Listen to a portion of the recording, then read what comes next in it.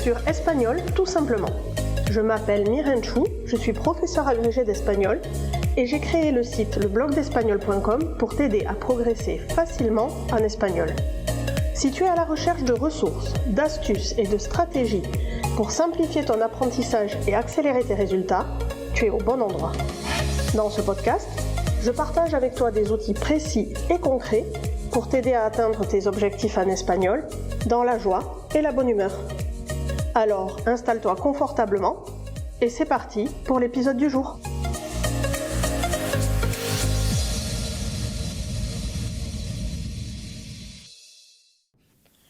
Hola, hola!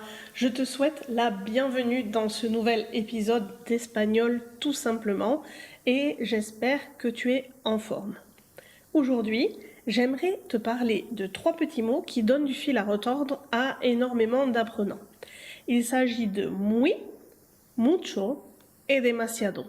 Ce sont 3 mots très fréquents que tu connais sûrement parce qu'on les rencontre partout en espagnol. Et pourtant, ce sont 3 mots qui provoquent régulièrement des hésitations, même chez des apprenants ayant déjà un bon niveau. D'ailleurs, si tu as déjà dit un jour « Estoy mucho cansado » ou « Tengo muy amigos », eh bien rassure-toi, tu es loin d'être seul et la bonne nouvelle, c'est qu'après cet épisode, tu y verras beaucoup plus clair. Normalement, cet épisode intéresse surtout les plus débutants, mais même si tu es avancé, je te conseille de l'écouter quand même parce qu'il y a quelques règles qui sont un peu subtiles et qui pourraient te surprendre.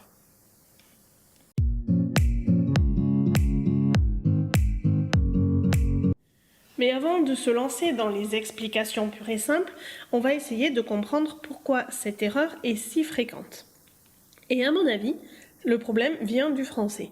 Parce qu'en français, on utilise constamment les mots très, beaucoup ou trop, sans vraiment réfléchir à leur fonctionnement. Notre cerveau a donc tendance à vouloir traduire mot à mot. Ensuite, un autre facteur d'erreur, c'est que muy, mucho sont des mots qui commencent par la même lettre et qui se ressemblent. En fait, c'est des petits mots qui commencent par M et qui ont un peu la même connotation. Donc souvent, dans la panique, les francophones les confondent. Et c'est précisément par ces 2 facteurs que les ennuis commencent, car l'espagnol ne résonne pas exactement de la même manière que les français. Donc pour comprendre la différence entre muy, mucho et demasiado, il faut arrêter de rechercher les traductions et plutôt regarder la fonction du mot dans la phrase.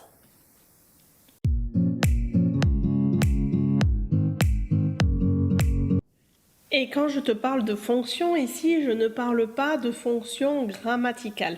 Je te parle de fonction dans le sens de à quoi sert le mot. On va commencer par muy. Muy, il a une fonction d'amplificateur, c'est-à-dire qu'il sert à renforcer une qualité. Si on répond à la question à quel point, eh bien on va employer muy. Es muy simpático, estoy muy cansado, habla muy rápido. Muy est simplement là pour amplifier la valeur d'un adjectif ou d'un adverbe. L'adjectif ou l'adverbe est déjà là et muy monte simplement le volume en quelque sorte.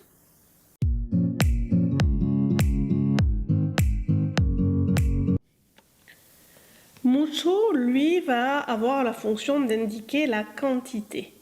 Et il fonctionne un peu différemment. Par exemple, on va dire tengo mucho trabajo. Hay muchos estudiantes.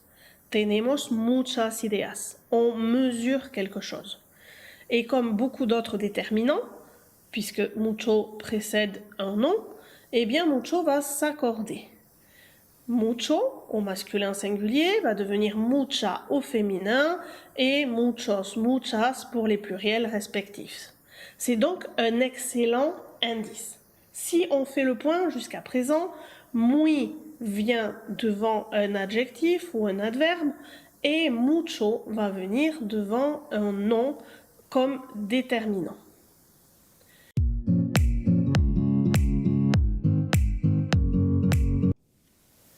Donc par exemple, tout à l'heure, je t'évoquais la phrase si tu as déjà dit mucho cansado, estoy mucho cansado ou mucho cansada, eh bien je pense que maintenant tu comprends pourquoi c'est faux. Parce que cansado ou cansada est un adjectif, ou un participe passé employé comme adjectif, et ici on parle d'une caractéristique. Il faut donc utiliser muy. Estoy muy cansado. Si on prend une deuxième erreur classique, par exemple dire tengo muy amigos, bien cette fois le problème est inverse. Amigos est un nom, on parle d'une quantité, il faut donc utiliser mucho et l'accorder. Ça va donner tengo muchos amigos. Donc dans les deux exemples que je t'ai donnés, ici le muy va traduire le très français et le mucho va traduire le beaucoup français. Attention, c'est souvent le cas, mais pas toujours. Par exemple, quand tu dis il fait très froid, si tu appliques très égale muy, eh bien tu vas te tromper. A fait mucho frío. Frío ici est un nom, donc tu vas devoir utiliser mucho. A fait mucho frío. Il fait très froid.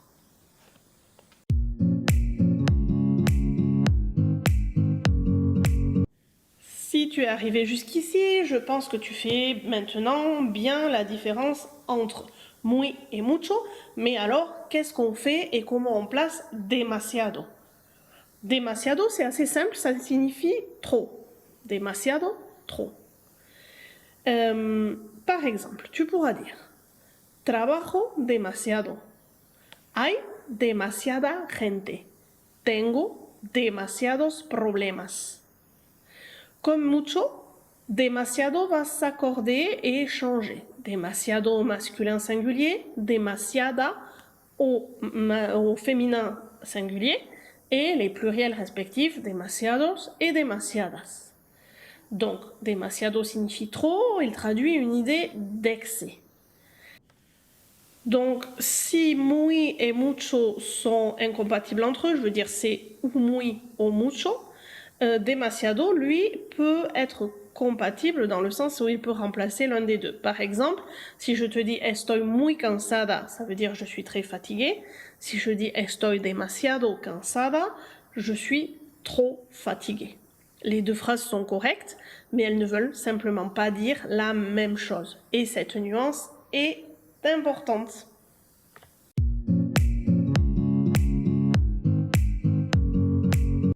Si je résume ce qu'on a vu jusqu'à présent, la méthode pour différencier muy et mucho, elle repose sur deux questions. Quand tu hésites, demande-toi d'abord, est-ce que je parle d'une qualité? Si c'est le cas, on utilise muy. Deuxième question, est-ce que je parle d'une quantité? Si c'est le cas, j'utilise mucho. Et si cette quantité ou cette caractéristique est excessive, alors on utilise demasiado. C'est simple, non, finalement?